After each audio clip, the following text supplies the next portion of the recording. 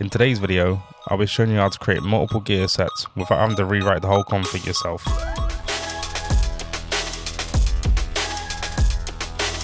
All this is possible with the batch baker.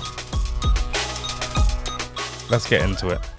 So open Blender, and you want to head over to File, then Import, then Phlanka P3D. From here you want to find your MLOD models. So we'll go with this one first. And as you can see, it's cleaned up nicely with no weird mesh. So let's texture this. Go to Shading. And then to get the normal maps, we need to click on New on the materials. And then here we drag our NoHQ image in. And the most important thing is change your color space to non-color. And then now we're going to Shift A, search for separate XYZ. And line that up there, next to there, make some room. I'm going to Shift A again, search for combine XYZ. So I'm going to put this over here and connect the X's up and connect the Z's up. Let's add an invert color node and connect the Y to the color and the color output to the Y on the combine. I'm going to make a little bit more room here because we need a normal map. I'm going to connect the vector from here into the color and the normal to the normal on the principal BSDF.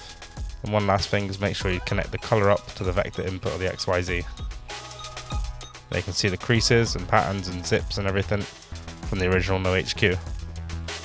And just to keep things organized, let's change the material name to pants and also the model name, the mesh, we'll change this to pants as well. So now let's import our second model. Same process, import Phlanka P3D.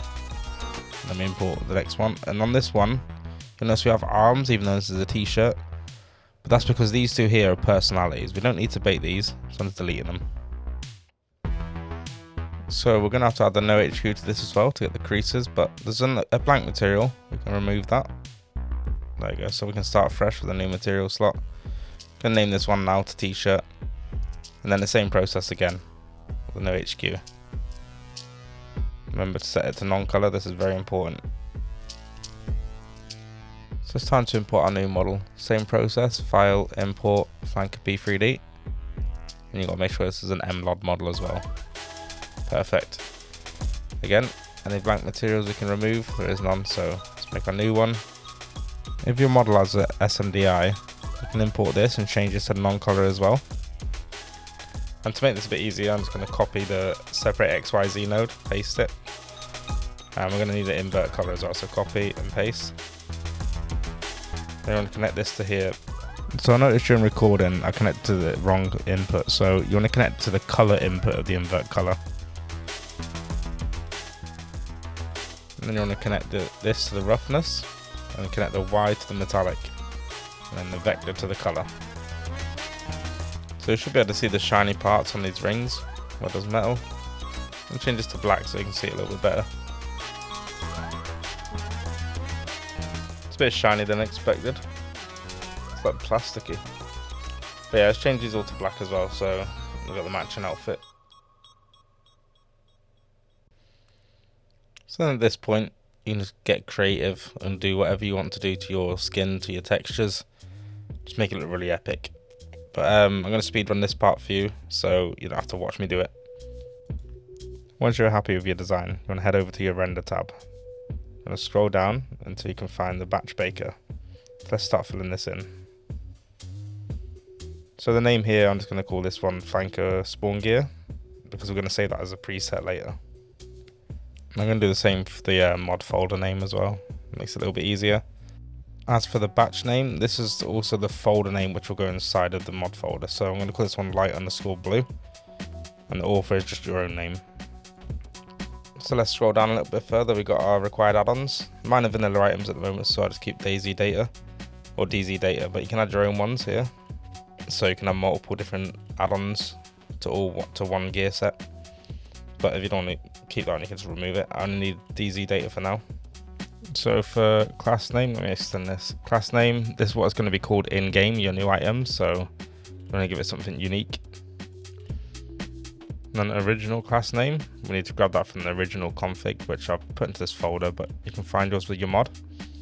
So you want to search for the pants or for your item, and this one hasn't got a class scope 2, so I'm going to minimize that and look for one that does have scope 2 and it shares a parent class name.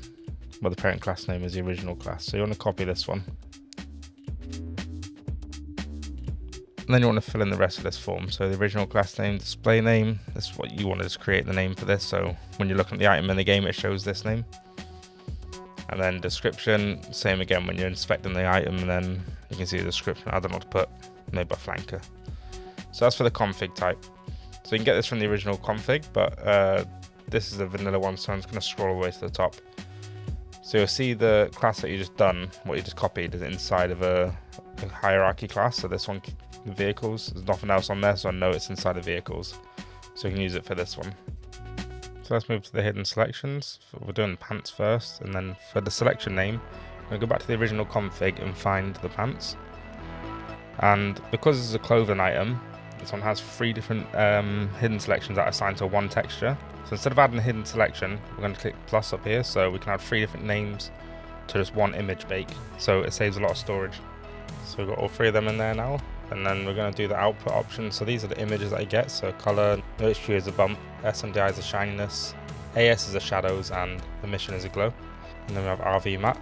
Let's just choose your resolution as well. So 1K, blah, blah. Let's get the RV matte up. Let's pull from the original one so we don't have to mess up the values. Just until you can figure out how to work out what these are. So I'm going to compare these to the panel. So all ones across. There's a difference in the specular. So this one I'm going to copy the first 0.3 numbers, so the 3 numbers after the point, and paste them into there. And the specular power as well, that's 60, so I'm going to copy 60, put it in there. And then we have to find out the Fresnel, which is also inside of every RV map. If you scroll down until you find stage 6, and you can see the first value is the N value, and the second value in the string is the K value. So I'm not too sure what the maths are on these, but it's complicated.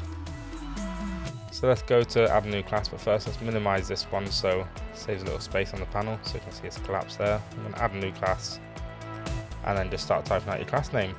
You do this with all your items in your setup, and then once you've done that, we're going to save the preset. So I'll show you how to save your preset now. So once you've got your classes set up, go to the top of the panel and you can select the name and click save.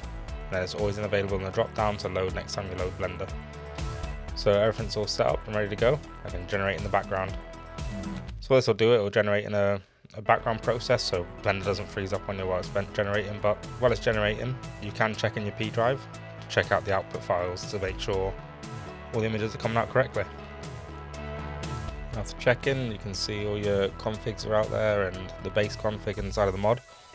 So let's crunch this. So select your primary source and make sure it's that root folder that you just created, the spawn gear one. Select folder and then crunch. And then once it's crunched, you'll see a success message. So that means your PBO is correctly packed and you can test it on your server now. So let's jump in and give this a look. Let's see what we've got. So now we can open up our admin item spawner and search for the class names that you created, and you can see it at the bottom. So I'm going to spawn all these in on myself, and look at that, perfect.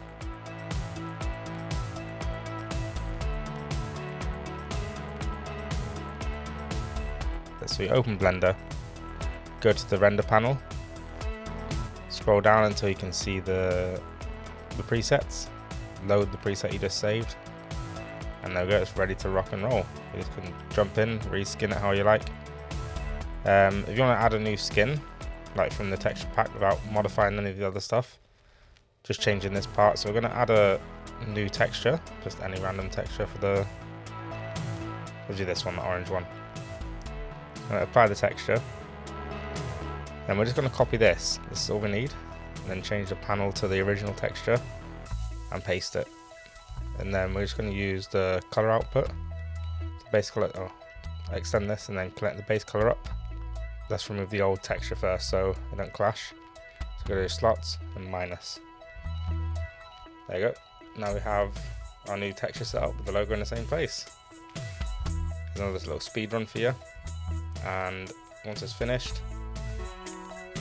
Then we need to change the batch name. So the batch name is the folder name inside of the root folder. So we want it to be the same name because it will overwrite the images. So let's call this one orange checker. And then just simply change the class names now. So each one has its own little orange checker name. That's fine. Just do all the way through all your classes like this. You don't really have to change much else other than the names. And then it should be ready to rock and roll. Hit generate again. And off we go. Now we can crunch this up again in PBO project. Wait for it to complete. Perfect, let's load in the game. We should have now both classes. So let's have a look. There we go. And I hope you enjoyed the video, guys.